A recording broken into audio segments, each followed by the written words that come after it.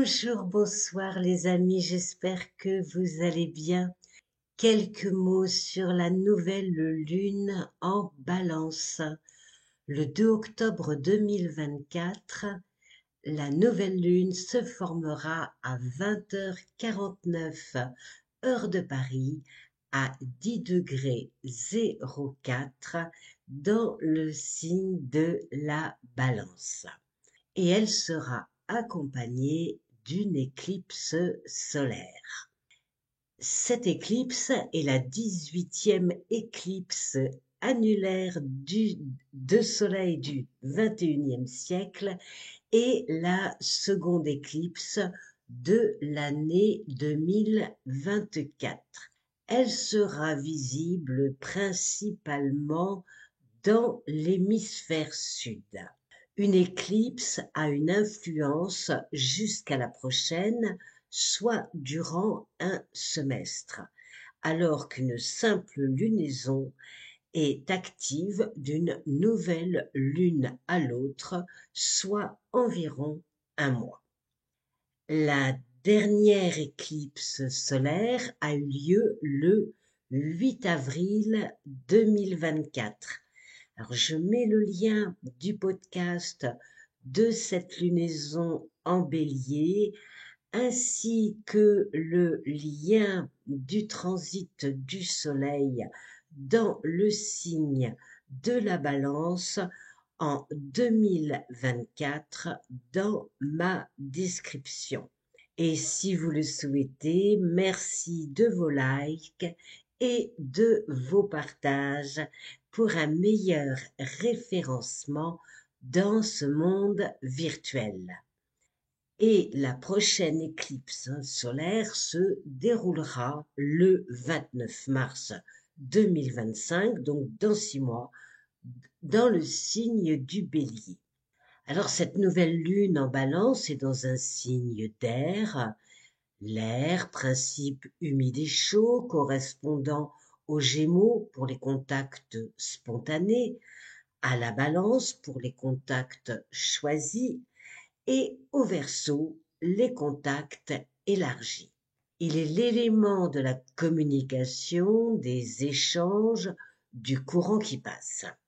La lune en Balance a un besoin fondamental d'être en harmonie avec son environnement. Batailler, se quereller, elle n'aime pas du tout. Elle préfère trouver des mots de paix, quitte à déformer la réalité, histoire de préserver sa tranquillité. En signe d'air, elle a besoin d'interaction, de liens sociaux. Et quand bien même c'est Vénus qui occupe son terrain, elle mène ses affaires plutôt avec la tête qu'avec le cœur. La balance est un signe cardinal soulignant la nécessité d'agir, l'action requise et tout ce qui est nécessaire pour rétablir l'équilibre. Les émotions sont impulsives, instinctives, demandent et provoquent souvent des actions directes, des réactions téméraires. La balance est dirigée par Vénus et Saturne. Lors d'une éclipse solaire, on parle d'une lune suralimentée. Ses énergies sont amplifiées. En tant que signe d'équilibre et de justice, de sociabilité et de social, la lunaison en balance pourrait susciter des polémiques au cours de cette éclipse sur la manière de trouver la paix au milieu de divisions dramatiques. En effet, sa conjonction à Mercure incitera à ouvrir le débat, à trouver un ou des points d'entente, à apaiser le climat ambiant. À titre personnel, dans ses relations perso comme pro, il régnera un désir sincère d'évoluer dans un environnement d'entente, d'équilibre. On pourrait aussi se retrouver dans un état de surcharge d'informations en face de situations demandant de démêler le faux du vrai ou alors demandant de se positionner clairement.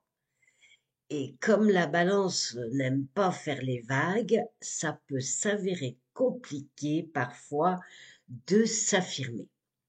La Lune, le Soleil, donc la lunaison, et Mercure sont au carré de Mars. Mars, c'est la planète qui dirige le Bélier, qui est le signe opposé à la Balance, d'où une importance plus marquée de ces trois carrés. Le carré Lune-Mars est un aspect agressif, car réactif, surtout émotionnellement. La colère qui couve ressurgit de façon éruptive. Le carré Soleil-Mars peut générer une peur d'être rejeté, de ne pas être accepté. Il souligne des rapports de pouvoir, une autorité abusive, une forte volonté à balayer les obstacles, quitte à sortir l'artillerie lourde. Alors, au sens propre, oui, mais au sens figuré, d'accord. Sous le carré Mercure-Mars, attention à la précipitation, aux conclusions hâtives, aux problématiques dans les interactions avec les autres et au comportement aussi sur la conduite, dans les transports, etc.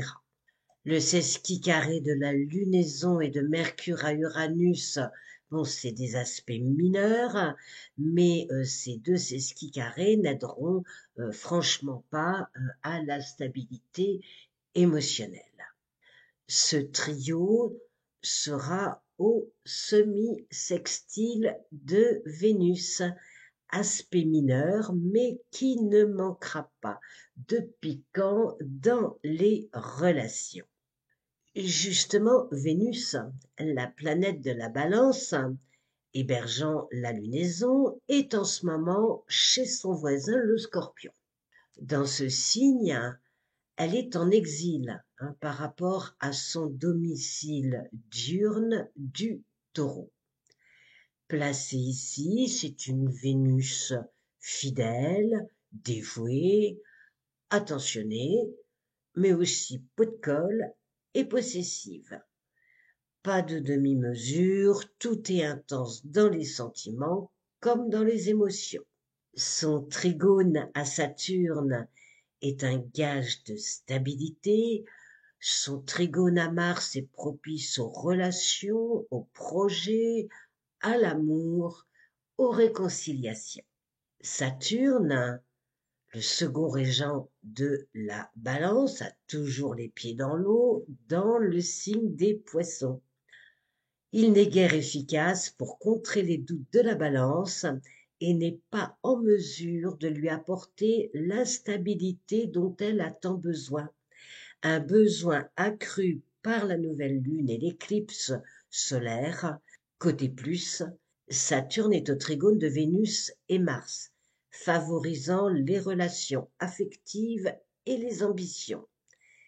Il est au quinconce de Mercure, donc il peut être figé dans ses positions, retarder des accords, faire preuve de rigidité ou demander un délai de réflexion avant de passer à l'action.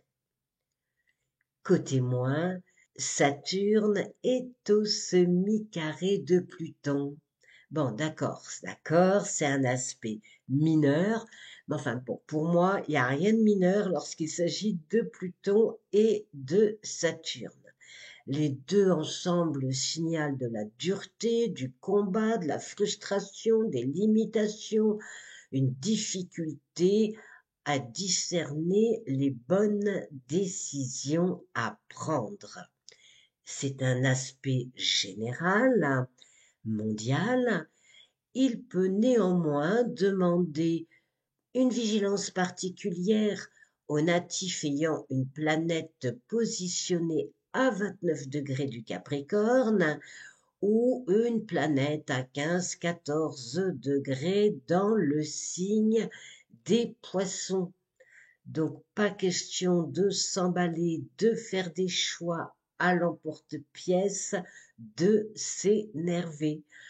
Mieux vaudra attendre que le ciel s'apaise avant de trancher dans un sens ou dans l'autre, hormis pour celles et ceux qui vivent une situation toxique, compliquée, violente, auquel cas prendre la poudre d'escampette au plus vite sera une excellente initiative, bon, tout en prenant soin d'assurer ses arrières si cela est possible. Alors, cette nouvelle lune, hein, voilà, vous l'avez vu, elle a des aspects positifs et prometteurs sur les parcours de vie, même, bon, si elle est placée dans un contexte mondial un peu compliqué. Voilà, les amis, je vous dis à très vite. Au revoir.